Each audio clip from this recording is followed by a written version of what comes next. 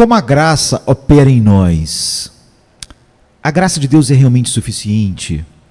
Como estávamos lendo no último vídeo, em Colossenses 1:2, diz: aos santos e irmãos fiéis em Cristo que estão em Colossos, graça a vós e paz da parte de Deus nosso Pai e do nosso Senhor Jesus Cristo. Há um grande e glorioso incentivo no fato de que o apóstolo Paulo sempre começa as suas cartas abençoando os leitores, nós, com a graça de Deus.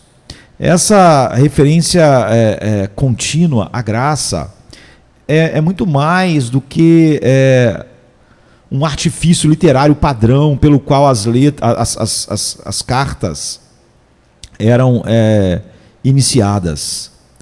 Isso é uma oração, e é uma oração sincera para a liberação de favor, de graça e poder divino na vida daqueles a quem Paulo escreve. É também significativo que no início das cartas de Paulo, ele diz: graça seja com você, ou graça a você, a vós. Enquanto sempre a bênção no final diz: graça esteja com você. Graça seja com você, ou graça a você, ou graça a vós no início, e sempre no final a bênção seja graça esteja com você. No início das suas cartas, então, Paulo ele tem em mente que a carta em si é um canal de graça de Deus para os leitores. E a graça é algo que vai fluir de Deus através da escrita de Paulo para os cristãos. Então ele diz: graça a vós. Isto é, a graça é agora ativa e está presente, está fluindo de Deus através da minha escrita, inspirada pelo Espírito Santo, para você enquanto você lê. Graça seja a você, não é? Mas quando ele chega no fim da carta, Paulo percebe que a leitura está terminando. E então se levanta uma questão: o que acontece com a graça que fluiu para os leitores, para nós, através da escrita de Paulo, através da Bíblia? O que acontece com a graça que fluiu para nós, os leitores, através da leitura da carta inspirada? Paulo responde, quando ele dá a bênção no final de cada carta: a graça seja com você. Não é? Ou seja, pensem nisso. Paulo escreveu várias cartas. Quando a gente olha para as cartas que Paulo escreveu, 13 cartas no Novo Testamento, ele começa e termina cada uma delas com uma bênção de graça sobre os leitores. Isso é para você ver como a graça é central.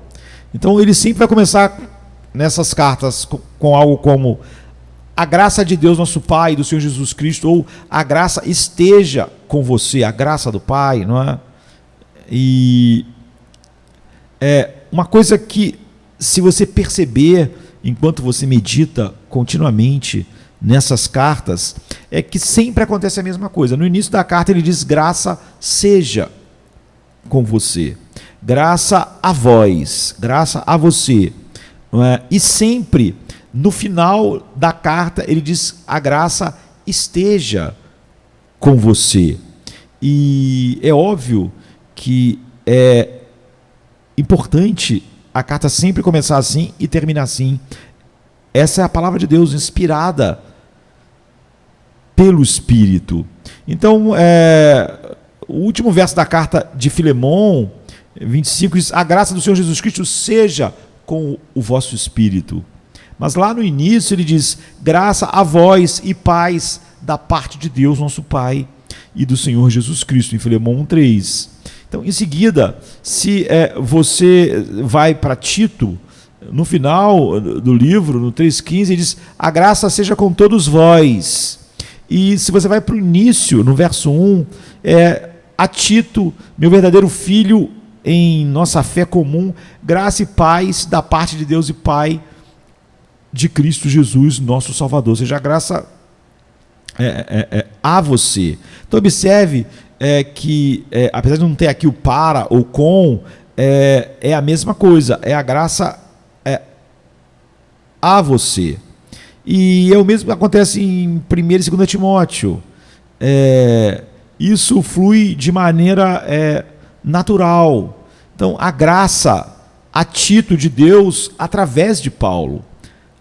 Então, quando você vai para 1 e 2 Timóteo, vai acontecer a mesma coisa. Por exemplo, no capítulo 4, 22 de 2 Timóteo diz: o Senhor seja com o teu espírito, a graça seja com vocês. E se você for para o início, Paulo diz: Paulo, apóstolo de Cristo Jesus, por vontade de Deus, segundo a promessa da vida em Cristo. E a Timóteo, meu amado filho, graça, misericórdia e paz da parte de Deus Pai e de Cristo Jesus, nosso Senhor. E depois a graça vai fluir para Timóteo através de Paulo no início, e no fim a graça vai ser com Timóteo, vai estar com Timóteo. Em seguida, se você for em 1 Timóteo 6,21, a última frase é: a graça seja com você. Mas no início, em 1 Timóteo 1,1, Paulo, apóstolo de Jesus Cristo, segundo o mandado de Deus, nosso Salvador, e de Cristo Jesus, que é a nossa esperança. A Timóteo, meu verdadeiro filho na fé, graça, misericórdia e paz da parte de Deus Pai e de Cristo Jesus, nosso Senhor.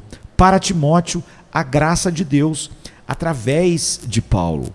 Então, se você olhar no final de 2 Tessalonicenses 3,18, diz: a graça do nosso Senhor Jesus Cristo seja com todos vós.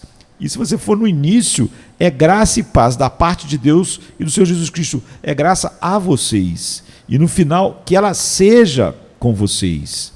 Se você for para 1 Tessalonicenses 5,28, diz: a graça de nosso Senhor Jesus Cristo seja convosco. É o final da carta.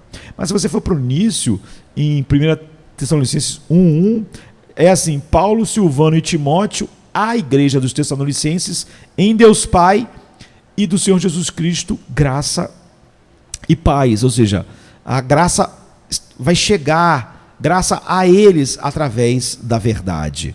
E se você for para o fim de Colossenses 4,18, diz: eu, Paulo, escrevo essa saudação de próprio punho, lembrando-se das minhas algemas. A graça seja com vocês.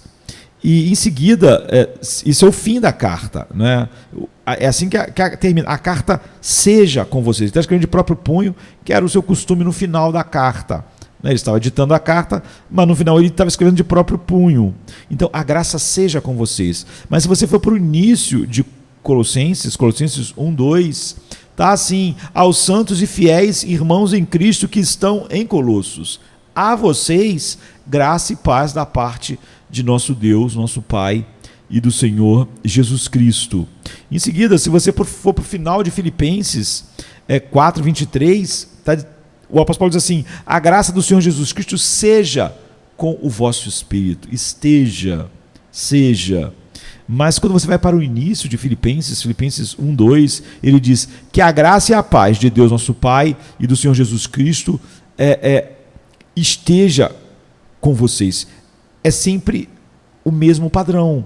Em Efésios 6,24, ele diz: a graça seja com todos os que amam o nosso Senhor Jesus Cristo com amor imortal.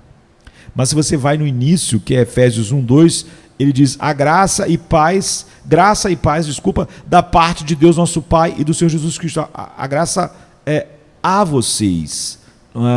Então, carta após carta acontece a mesma coisa. Em Gálatas 6,18 diz: a graça do nosso Senhor Jesus Cristo seja com o vosso espírito, irmãos. Amém. Mas no início da carta, em Gálatas 1,3, ele diz: a vocês graça e paz da parte de Deus nosso Pai e do Senhor Jesus Cristo. No final de 2 Coríntios 13,14, ele diz: a graça do Senhor Jesus Cristo, o amor de Deus e a comunhão do Espírito Santo sejam com todos vocês. Mas no começo, não é? No capítulo 1, verso 2, ele diz: graça e paz da parte de Deus nosso Pai e do Senhor Jesus Cristo. Então, o mesmo acontece em 1 Coríntios. Você vai para o final, em 1 Coríntios 16, 23, e está: a graça do Senhor Jesus Cristo seja com vocês.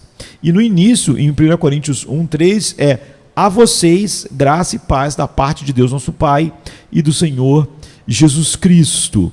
E finalmente, quando nós chegamos agora em Romanos 16, 20, ele diz: em breve o Deus de paz esmagará Satanás debaixo dos vossos pés. A graça do nosso Senhor seja com vocês. Mas lá no início, em Romanos 1, 7, ele diz: a todos os que estão em Roma, amados de Deus e chamados para serem santos, a vocês graça e paz da parte de Deus nosso Pai e do Senhor Jesus Cristo. Então, em todas as cartas, a graça vem em primeiro lugar e a graça está em último lugar. A graça abre e a graça fecha. Mas nós podemos aprender muitas coisas. O que podemos aprender com esse padrão da graça no início e da graça no final, e de como ela aparece no início e como aparece no final? O que Deus está dizendo para nós a partir da sua palavra, da palavra inspirada? Então você tem esse elo comum. A graça é a única palavra que é comum a todas as bênçãos, né? Algumas bênçãos têm misericórdia, algumas têm paz, algumas têm amor, mas todas têm a graça. Esse é o elo comum. E nós devemos tomar isso como um toque da trombeta, nos preparando para a centralidade da graça no Evangelho, no cristianismo. Muitas pessoas, de maneira terrível, falam sobre as doutrinas da graça e depois dizem que elas não são fundamentais, mas na verdade a graça está no centro. Ela é central, você tire ela e você não tem mais nada. Então cada carta de Paulo começa e cada carta de Paulo termina com a graça. Graça envolve todos os ensinamentos da carta, ou seja, é graça no início e no fim, e todos os ensinamentos no meio estão envolvidos pela graça. Você poderia dizer que a vida cristã começa com a graça e acaba na graça. E você deve manter a graça como aquilo que é central no seu pensamento sobre a vida. Agora, de que graça nós estamos falando? É a graça de Deus. Na maioria das vezes a bênção diz graça e paz da parte de Deus, nosso Pai, e do Senhor Jesus Cristo. A graça é algo que vem de Deus. O que faz graça? A graça é que ela começa de Deus, livremente, sem ser merecida ou ganha, não é? E nem Deus exercendo ela por ter algum tipo de necessidade. Então, assim, a pequena frase de Deus, a graça de Deus, é rica em significados imensos. Graça é o quê? Graça é o excesso da autossuficiência total de Deus. Deus não tem deficiências, Deus não tem necessidades que nós poderíamos satisfazer com as nossas obras, com as nossas orações, com os nossos hinos, com as nossas vidas, ou com a nossa santidade, com qualquer coisa. Por isso ele não pode negociar conosco por algum bem que nós poderíamos dar a ele, ou por alguma coisa. Deus não tem nenhuma necessidade, e não há nada que nós poderíamos dar a Deus. Então tudo que nós temos de Deus é por ele e para ele. É dele, é por ele e é para ele. Como Paulo diz em Romanos 11, 34, 35. Nós não podemos dar um presente para Deus para que pudéssemos ser reembolsados. É o que o apóstolo Paulo diz: quem primeiro deu a ele para depois receber? Porque tudo é dele, por ele e para ele. Todos os nossos dons já são dele. Nossas vidas já são dele. Na verdade, tudo, o nosso corpo pertence a ele. Nele nós existimos, respiramos e nos movemos. Portanto, todas as respostas de Deus a nós é livre. Deus nunca está obrigado, não é? Quem primeiro deu a ele para depois ele ficar obrigado a dar alguma coisa? Então ele não é limitado por qualquer mérito. ou por qualquer coisa que nós venhamos a criar a partir do nosso suposto valor ou trabalho. Deus nunca negocia conosco ou vende para obter algo que ele precise. Nós negociamos e vendemos porque nós precisamos de coisas. Deus não precisa de absolutamente nada. Ele não tem necessidades que possam ser satisfeitas por algo fora dele. Ele tem recursos eternos, autogerados. Então, o que seria a graça? A graça é o excesso da bondade soberana e poder e sabedoria livre de Deus. Dizer que Deus é Deus de graça é só uma maneira de dizer que Deus é Deus, não é? Ele é o Deus de toda a graça. É só uma maneira de dizer que ele é Deus, que ele é infinito, que ele é todo suficiente, que ele é autoexistente, que ele é completo, que ele é sustentador, que ele é o proprietário de todo ser e de todo valor e de tudo que há no universo. Ele é o doador de tudo e ele não pode receber nada que ele mesmo não tenha criado ou que ele não sustente. Então, quando a bondade vem dele para nós, ela só pode vir livremente. A graça não pode chegar a nós, ou nada pode chegar a nós de uma outra forma. Por isso, toda a bondade de Deus é a graça. E é isso que está implícito na centralidade da graça, no pensamento do apóstolo Paulo e nas palavras: a graça de Deus, nosso Pai, do nosso Senhor Jesus Cristo. Então, por que Paulo começa e termina as suas cartas assim? No início das cartas ele diz: graça a você. E no final das cartas ele diz: a graça seja com você. Por quê?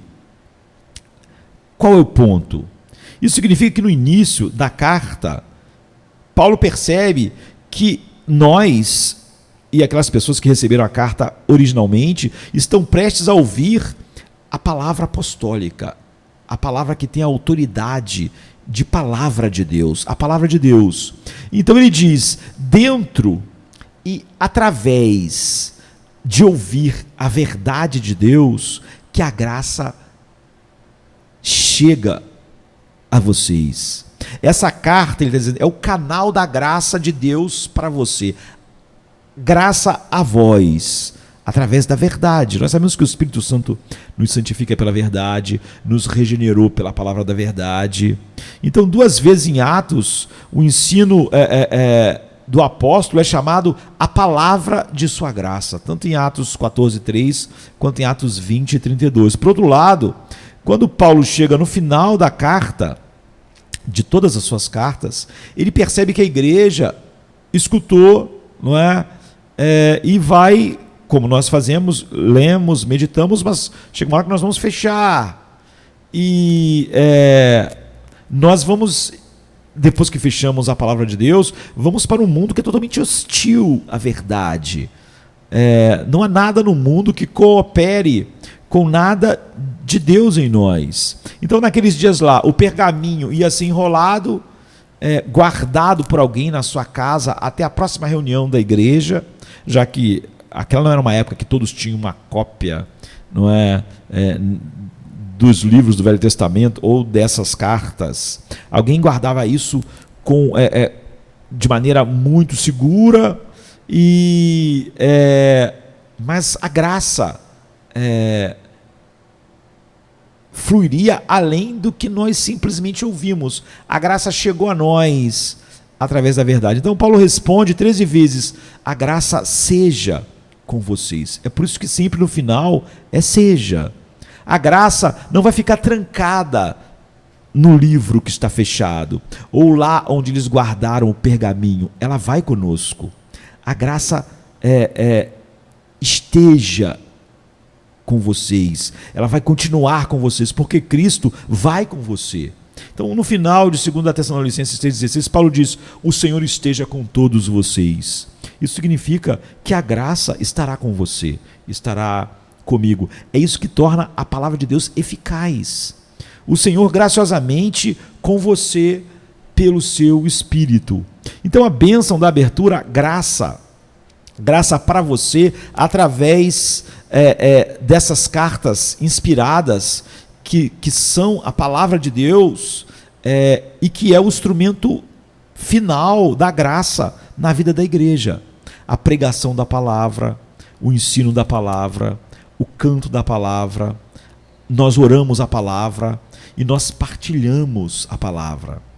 Então, se a graça livre e soberana de Deus vai estar no centro da vida da igreja, e é isso que é o culto verdadeiro é pregar a palavra, ensinar a palavra, cantar a palavra, orar a palavra, partilhar a palavra, mas nada. Isso é o culto. Então, se a graça livre e soberana de Deus vai estar no centro da vida, da nossa vida como igreja, então devemos ser pessoas da palavra, não é? Sola Escritura deve ser sola Escritura para nós de fato. Então, a bênção de encerramento é: a graça seja com vocês. Quando a palavra tem sido pregada, ensinada, o que conta é a presença de Deus conosco pelo Espírito, confirmando a palavra, iluminando a palavra, gerando fé através da palavra, levando alguns a nascerem de novo através da palavra, capacitando cada coração a viver por aquilo que foi ensinado na palavra, e é o Espírito de Cristo que permanece conosco para aplicar a graça para nós. Então, o Senhor esteja convosco. Ele disse: eu nunca te deixarei, nem te desampararei. Então você vê, sem as doutrinas da graça, nós não temos o Evangelho. Portanto, se queremos viver no poder em curso de graça, nós devemos ser um povo do Espírito. Nós somos habitados pelo Espírito, que nos leva sempre a ter um coração completamente amante da palavra. Um povo da palavra é um povo do Espírito. A ideia do Espírito que nos separa da palavra certamente não é um Espírito de Deus. Então, graça a vós através da palavra. Por isso que no início é graça a vós. Agora, no final, a graça esteja com vocês. É graça com você no Espírito, que vai tornar eficaz a verdade que vocês aprenderam. Então, o que eu ouço nessas duas maneiras que Paulo coloca, o que nós aprendemos é: Josemar, eu quero que você esteja entre essas duas palavras, sempre, cada minuto da sua vida. Graça a vós, graça a você através da palavra. Enquanto você medita na palavra, cresce na palavra, lê a palavra, medita na palavra, e a graça vai estar com você no fim. A graça esteja com você no Espírito para aplicar a palavra. Eu quero que você esteja lá, por exemplo, no meu caso, lá no púlpito, a humilhar-se sob esta palavra, abri-la semana após semana e não ensinar nada para o meu povo a não ser a minha palavra. Você não vai ensinar as suas ideias, você não vai ensinar os seus insights, você não vai ensinar o que você pensa ser bom, você vai ensinar só a minha palavra. E então você será um agente da graça. E se você e eles vão receber a minha palavra, eu estarei com vocês, e a minha graça estará com vocês, e o seu futuro será um futuro de graça. Quando vocês saírem, a graça vai continuar com vocês, operando o realizar. Ela opera o querer e o realizar em vocês. Será a minha graça em meu espírito, e não simplesmente um livro. Isso é onde eu quero estar. Essa é a graça que eu quero ter continuamente. E vocês comigo. É por isso que nós estamos com a palavra. Porque através da palavra a graça chega a nós. Mas a graça então continua conosco. Então, quando a gente coloca a nossa Bíblia no lugar, depois de meditarmos, quando na igreja o culto termina, quando nós vamos para casa lidar com um filho doente, um cônjuge com problemas, quando você vai para o trabalho e enfrentar as tentações no ambiente de trabalho de raiva, as tentações de desonestidade, ou as tentações da luxúria, com você está a graça. É assim que você vai reunir coragem para falar de Cristo durante o almoço, e a graça estará conosco, nos aprontando para fluir através de nós, depois de ter enchido os nossos corações através da palavra. E nós aprendemos então que a graça vai cumprir aquilo que a graça colocou em nós através da verdade bíblica no nosso viver diário. Então, em primeiro lugar, tudo isso vai fazer sentido apenas se expandir nossa compreensão do que é a graça. Se nós meditamos na palavra de Deus e no final não temos uma compreensão maior do que a graça, então nós de fato não meditamos. A graça divina é mais do que uma atitude, é mais do que uma disposição na natureza que Deus, na natureza divina que chega a nós. É isso, mas ao examinar isso nas Escrituras, revela que a graça é um princípio, não é algo abstrato, não é algo estático, tem aplicações profundas, fundamentais. A graça de Deus, por exemplo, é o poder do Espírito de Deus e refrigera a nossa alma. É a atividade ou o movimento de Deus pelo qual Ele salva, Ele nos regenera, nos justifica, nos traz fé, como Romanos 3, 24, 5, 17, 15, 17. A graça, então, não é algo em que nós simplesmente acreditamos, é algo que nós experimentamos também. A graça é o poder de Deus que age em nós todas as coisas. Paulo diz: mas pela graça de Deus eu sou o que sou, e sua graça para comigo não foi em vão. Antes trabalhei muito mais do que todos eles, contudo não eu, mas a graça de Deus comigo. Graça, então, não é apenas o ato divino pelo qual Deus iniciou a nossa vida espiritual, ou que age em nós enquanto nós estamos com a palavra de Deus, mas também é o próprio poder pelo qual nós somos sustentados, fortalecidos e levados a prosseguir até que o propósito de Deus se complete finalmente em nossas vidas. A graça começa, a graça dá prosseguimento, a graça termina. Então, o trabalho de, entre aspas, energização santificadora do Espírito que habita em nós é a graça de Deus, é o poder de Deus. Então, depois que Paulo tinha orado 3 vezes para Deus, para livrar ele do seu espinho na carne, ele recebeu uma resposta: a minha graça te basta, porque o meu poder se aperfeiçoa na fraqueza. 2 Coríntios 12, 9. Então, embora Paulo tenha um incentivo da verdade, as provações diárias dele eram profundas, isso apenas ia refletir o favor imerecido de como a graça de Deus era um poder sustentador nele. Então, ela tem essa realidade experiencial de caráter dinâmico no cristão. Ela continua, ela é conosco através da verdade, mas ela no final ele dizia: a graça esteja, porque ela continua operando a verdade em nós e tornando a verdade eficaz. A graça, então, é o poder operativo do Espírito que habita, e Paulo se refere a esse poder que habita em nós, operando todas as coisas, como a graça de Deus. Em segundo lugar, a graça de Deus vem a nós e permanece conosco através da instrumentalidade da palavra de Deus, da verdade inspirada, não é? Ela é o meio de graça final, não é? Nós temos os sacramentos, a ceia, o batismo, mas aquilo que realmente mata o poder do pecado, nos conduz, produz em nós o querer, o efetuar, satisfaz a alma, refrigera a alma, cria as afeições na alma, é a graça de Deus. Então,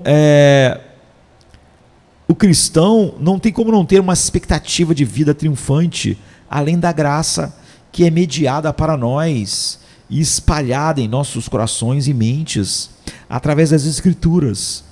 E quando nós fechamos as Escrituras, a graça continua operando, porque a graça está conosco, a graça é conosco, e a graça é o poder de Deus. Quando a palavra, pelo poder de Deus, é ouvida, abraçada e amada, porque é isso que um coração regenerado faz, nós somos fortalecidos para resistir à carne e para saborear Cristo em meio a todas as situações da vida.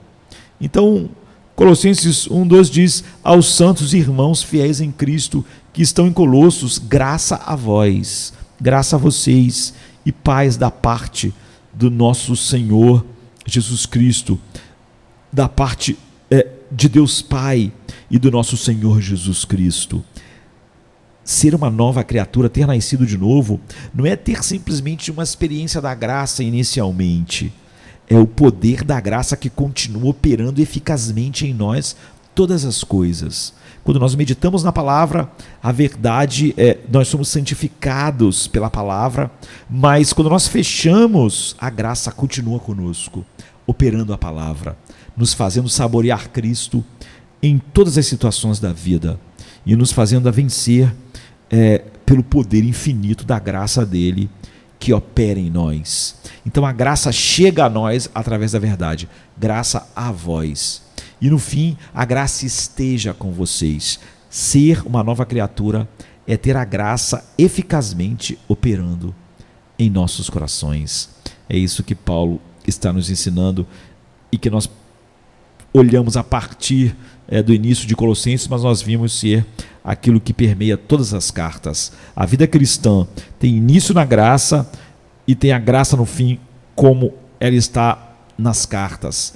Toda a vida no meio é mantida pela graça infinita e soberana de Deus em nossas vidas. Amém, querido. Amém.